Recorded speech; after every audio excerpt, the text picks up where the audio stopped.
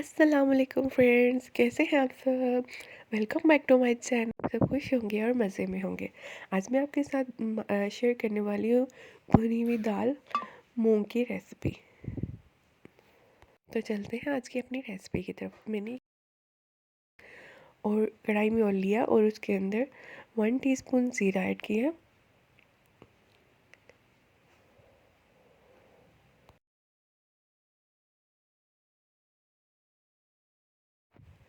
एक कड़ी पत्ता डाला।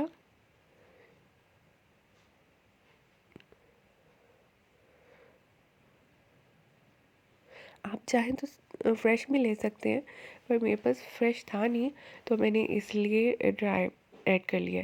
तो इसको अच्छी तरह ऑयल में भून लेना है ज़ीरे को। मैंने इसके अंदर कुछ साबुत गरम मसाला और दालचीनी ऐड कर दी थी। तो इसको मैं अच्छी तरह ऑयल में फ्राई कर लूँगी, सौते कर लूँगी, ताकि ये ब्राउन हो जाए।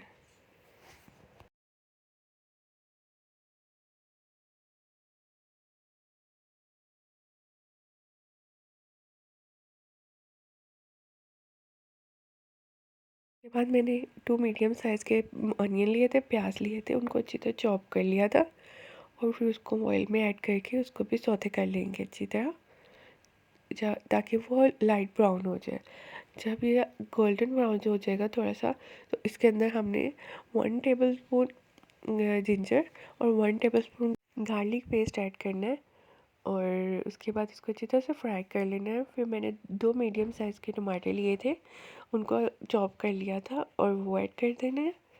और 2 मैंने ग्रीन चिली ली थी फ्रेश, वो ऐड करनी है और इसको अच्छी तरह से फ्राई कर लेना है।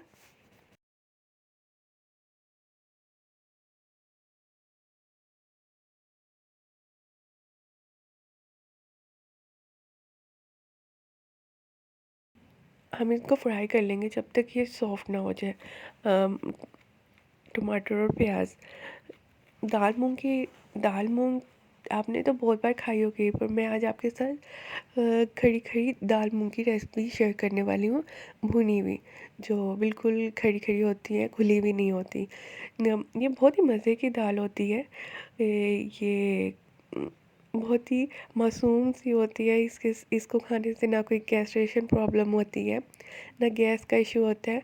और बन भी बहुत जल्दी जाती है, फटाफट झटपट तैयार हो जाती है। तो मैंने थोड़ी देर इसको कवर करके रख दिया था, ताकि जो हमारा मसाले हैं वो नरम हो जाए, टमाटर नरम हो जाए। तो अब ये हमारे यहाँ पे टमाटर नरम हो गए हैं। तो इसके अंदर हम अपने स्पाइसेस ऐड कर लेंगे। कुटी हुई लाल मिर्च, हल्दी, काली मिर्चें, कुटा हुआ ज़ीरा, खुशक धनिया, गरम मसाला और नमक। आप हंसपे जायका आप ये सब ऐड कर सकते हैं। तो मैंने ये सब ऐड कर लिए और इनको अच्छी तरह भून लूँगी, ताकि मसाला अच्छी तरह फ्राई हो जाए। तो जैसे कि मैं आपको बता रही थी कि बहुत ही मज़े की बनती है, बहुत ही टेस्टी होती है। आप इसको मैं आज आपको 2 कुछ अपनी ये रेसिपी शेयर करूँगी। और ये चावलों के साथ भी बहुत मज़े की लगती है। अपना अपना टेस्ट होता है, पर मुझे तो चावलों के साथ बहुत मज़े की लगती है। तो मैं आप आज इसके साथ थोड़े से राइस भी बॉईल करूँगी, ताकि मैं वो भी इंजॉय कर सकूँ और रोटी के साथ भी खा लूँ। तो हमारा यहाँ पे मसाला अच्छी तरह से फ्राई हो जाता है। तब तक हम इसको थोड़ी देर के लिए छोड़ देते हैं, ताकि अच्छी तरह से भुन जाए। तो जब ये भुन जाएगा, तो इसके अंदर हम अपनी दाल ऐड कर लेंगे, जो हमने भिगो के रखी थी। आपने कम से कम इसको आधा घंटा भिगो के रखना है, ताकि आप चाहते हैं कि इसमें पानी कम ऐड हो।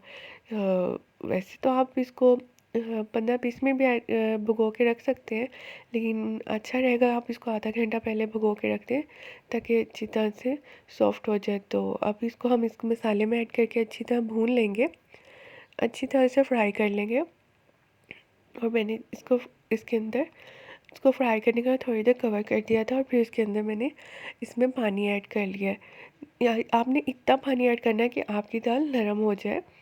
हमने इसको बहुत ज़्यादा पतला भी नहीं करना और कच्चा भी नहीं रखना है, बस ऐसे ही रहे कि हमको खड़ा खड़ा रखना है, खिली खिली दाल बनानी है।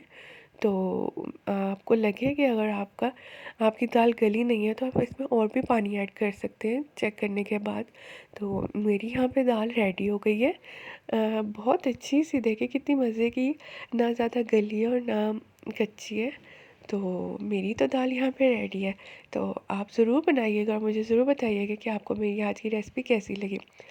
मैंने इसके ऊपर धनिए की गार्निशिंग कर ली है और इसको अच्छी तरह मिक्स कर लूँगी और थोड़ी देर के लिए इसको छोड़ दूँगी कवर करके, ताकि हमारे जो ऊपर गार्निश किया हुआ धनिया है वो भी थोड़ा सॉफ्ट हो जाए। तो अब मैंने इसको प्लेट में सर्व कर लिया है। ये देखिए कितनी मज़े की दाल बनी है, हमारी भुनी हुई मूंग की दाल। मैंने इसके ऊपर थोड़ा सा तड़का भी लगाया है, ताकि हमारा, वैसे तो आज की रेसिपी का मकसद था अ, भुनी हुई दाल, उसमें तड़के के बगैर बनाना था। तो मैंने तड़के के साथ भी बना दिया ताकि हम तीनों तरीके से इसको इंजॉय कर सकें। खुशक मूंग की दाल, ड्राई मूंग की दाल, तड़का लगा के भी, और राइस के साथ भी। तो आप ज़रूर ट्राई कीजिएगा और मुझे ज़रूर बताइएगा कि आपको मेरी रेसिपीज़ कैसी लगी। उम, अगर आप मेरे चैनल पे नए हैं तो इसको लाइक, सब्सक्राइब और शेयर ज़रूर कीजिएगा, ताकि मैं आपके साथ यूँ ही मज़े मज़े की रेसिपी शेयर करती रहूँ। अपना और अपने घर वालों का बहुत ज़्यादा ख्याल रखिएगा। इंशाल्लाह बहुत जल्द मिलते हैं एक न्यू रेसिपी के साथ। अल्लाह हाफ़िज़।